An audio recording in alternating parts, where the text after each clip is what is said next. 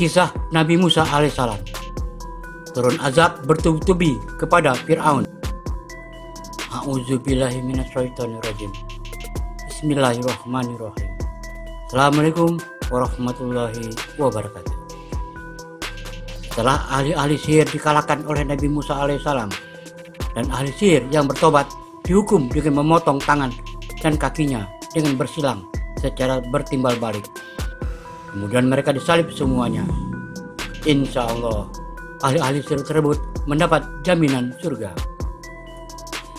Kemudian Fir'aun mengancam Bani Israel. Fir'aun mengancam untuk menyembelih anak laki-laki dan membiarkan hidup anak perempuan Bani Israel. Surah 2 Al-Baqarah ayat 49. Dan ingatlah ketika kami selamatkan kamu dari Fir'aun dan pengikut-pengikutnya. Mereka menimpakan kepadamu siksaan yang seberat-beratnya.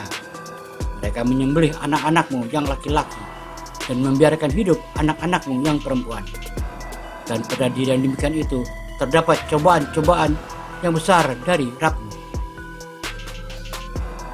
Untuk menangkal kekejaman Fir'aun beserta pengikut-pengikutnya, Allah Subhanahu wa Ta'ala menyuruh Nabi Musa beserta pengikutnya mendirikan beberapa rumah untuk mendirikan sholat dan memanjatkan doa kepada Allah Subhanahu wa Ta'ala. Surah 10 Yunus ayat 83 sampai 92. Maka tidak ada yang beriman kepada Musa melainkan pemuda-pemuda dari kaumnya Musa dalam keadaan takut bahwa Fir'aun dan pemuka-pemuka kaumnya akan menyiksa mereka. Sesungguhnya Fir'aun itu berbuat sewenang-wenang di muka bumi, dan sesungguhnya dia termasuk orang-orang yang melampaui batas. Berkata Musa, "Hai kaumku, jika kamu beriman kepada Allah, maka bertakwalah kepadanya saja, jika kamu benar-benar orang yang berserah diri." Lalu mereka berkata, "Kepada Allah lah kami bertawakal, ya Rabb kami.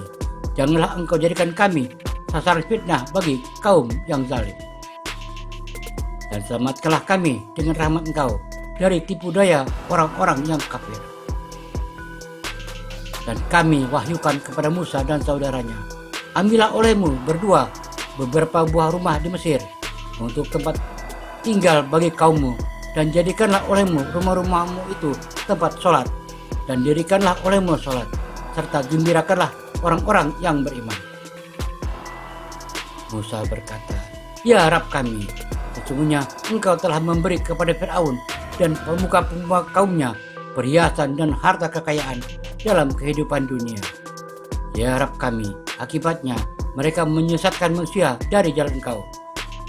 Ya Rabb kami, binasakanlah harta benda mereka, dan kunci matilah hati mereka, maka mereka tidak beriman hingga mereka melihat siksaan yang pedih." Turun azab kepada Fir'aun dan pengikut-pengikutnya. Allah Subhanahu wa Ta'ala mulai menurunkan azab kepada Fir'aun dan pengikut-pengikutnya. Bila turunnya azab kesusahan dari Allah Subhanahu wa Ta'ala, mereka selalu menyalahkan Nabi Musa dan orang-orang yang beserta Nabi Musa. Namun ketika datang kemakmuran, mereka mengatakan itu adalah hasil usaha mereka.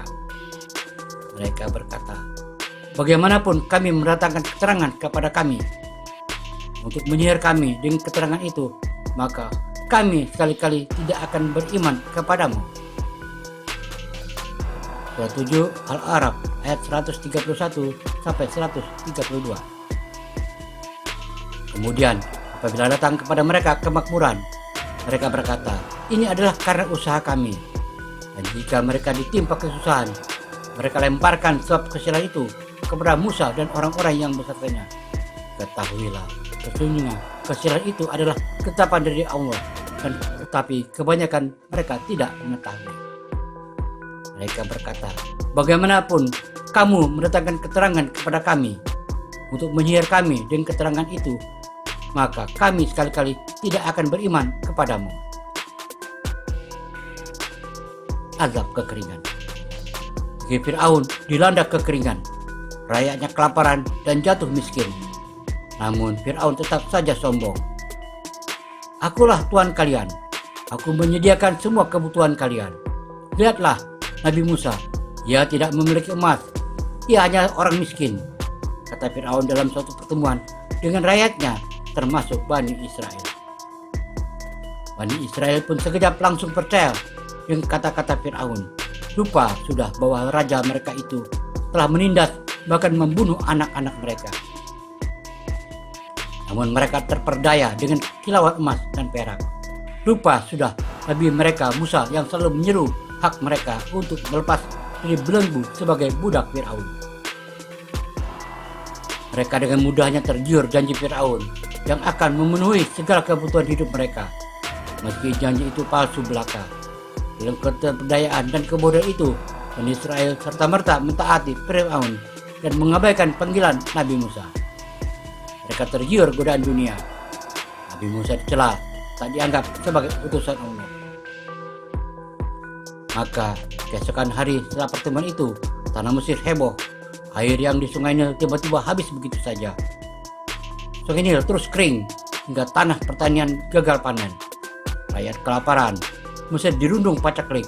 Namun bukan bertobat agar terbebas dari azab Allah ini. Fir'aun dan pengikutnya tetap sombong dan berbangga diri. Mereka malah menuding Musa sebagai pembawa sial bagi negeri Mesir. Banjir besar. Maka Allah pun melanjutkan azabnya. Jika sebelumnya kekeringan, Allah kemudian menimpakan banjir besar kepada rakyat Mesir. Lahan subur habis terkikis. Ketika mereka tak tahan lagi dengan banjir, mereka pun mendatangi Nabi Musa. Hai Musa, mohonkanlah kepada kami, kepada Tuhanmu, dengan perantaraan kenabian yang diketahui Allah ada pada sisimu.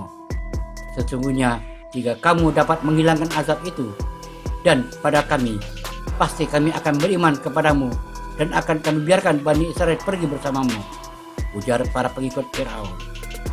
Nabi Musa pun kemudian membacakan doa dan segera dijabah. Azab banjir pun reda seketika. Namun begitu azab sirna, mereka ingkar janji. Mereka tetap tidak beriman kepada kenabian Musa. Allah pun kembali menurunkan azab. Kemudian Allah mengirim azab berupa belalang. Habislah segala daun-daun tanaman dimakan belalang yang beribu-ribu jumlahnya, bahkan berjuta-juta memakan semua tanaman. Warga Mesir kembali kelaparan. Mereka pun berkata kepada Nabi Musa seperti yang tersebut di atas. Maka setelah kami hilangkan azab itu dari mereka hingga batas waktu yang mereka sampai padanya, tiba-tiba mereka mengingkarinya. Kemudian Allah mengirimkan azab berupa kutu. Binatang ternak bergembangan dalam sekejap. Mereka pun berkata kepada Nabi Musa seperti tersebut di atas. Maka setelah kami hilangkan azab itu dari mereka hingga batas waktu yang mereka sampai kepadanya, tiba-tiba mereka mengingkarinya. Kemudian Allah mengirim azab berupa katak. Setiap kolam, taman, jalan-jalan, bahkan sampai di dalam rumah tempat tidur dipenuhi katak. Katak melompat di segala tempat. Mereka pun berkata kepada Nabi Musa seperti tersebut di atas. Maka setelah kami hilangkan azab itu dari mereka hingga batas waktu yang mereka sampai kepadanya, tiba-tiba mereka mengingkarinya. Kemudian Allah mengirim azab berupa darah. Allah mengubah air sungai Nil dari darah dengan bau anyir yang menyengat, warna merah sampai ke laut.